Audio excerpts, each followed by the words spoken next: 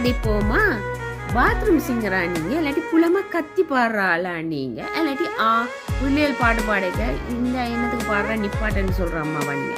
அப்படி ஒரு அம்மாவா நீங்க இப்பவே நீங்க செய்யற அந்த விஷயத்தை நிப்பாட்டணும். பாட்டு பாடுறதால நிறைய நன்மைகள் இருக்கு.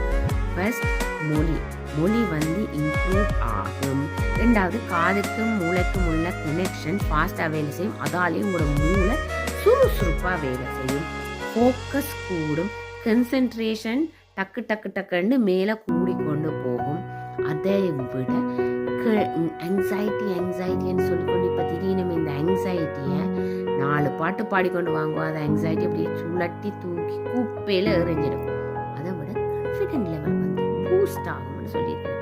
ஆப்வியஸ்லி நான் பாட்டு பாடுறேன் ஒரு பெருமை வந்தாலே கான்ஃபிடென்ட் லெவல் மேலே எங்கேயோ போயிடும். அதை தவிர 2 ஹோமோன் மேலே போவார். ஸ்ட்ரெஸ் லெவல் டப்புன்னு கீழே வரும். ஸோ எக்ஸாம்ஸ்க்குள்ள பயமாக இருந்ததுன்னா 4 பாட்டு புள்ளமாக பாடுங்க, இல்லாட்டி காதில் கேளுங்க. அதுவே உங்களோட ஸ்ட்ரெஸ் லெவல் எல்லாத்தையும் சரி பண்ணும். பாட்டை நீங்களும் பாடுங்க, உங்களோட பிள்ளைகளுக்கும் பாட்டு பாடுறது சொல்லிக் கொடுங்க. அது சரின்னு சொல்லிக் கொடுங்க. மியூசிக்